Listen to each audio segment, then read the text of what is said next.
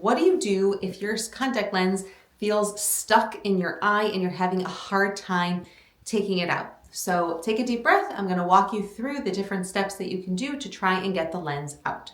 Okay, step number 1 is do not panic. Even if you get like a little bit nervous that, oh my goodness, my plunger's not working, my lens is feeling really stuck, maybe I did something wrong, just stop everything, take a deep breath, and remember that this is just a piece of plastic and it will come out of the eye. Step number 2, you want to make sure that you're using the plunger properly. So let me show you. Your doctor should teach you that when you remove the contact lens, you aim for the lower third of the lens. So you never want to aim in the middle like this.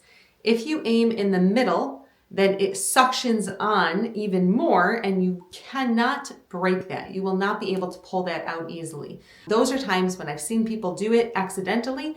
They make like a loud popping sound. Okay, that's not good. So you aim for down here.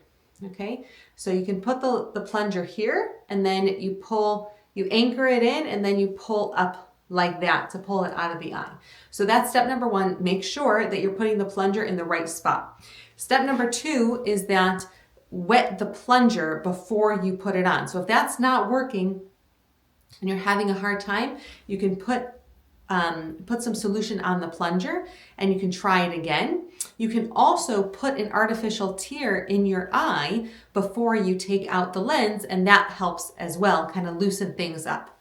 But if you're still stuck and it's still not coming out, then while you're using the plunger like this, use your other finger and push lightly on the white part of the eye to try and break suction like that. So you can try and do it over here while you're pulling, or you can try and do it on top while you're pulling. The whole idea is to break suction.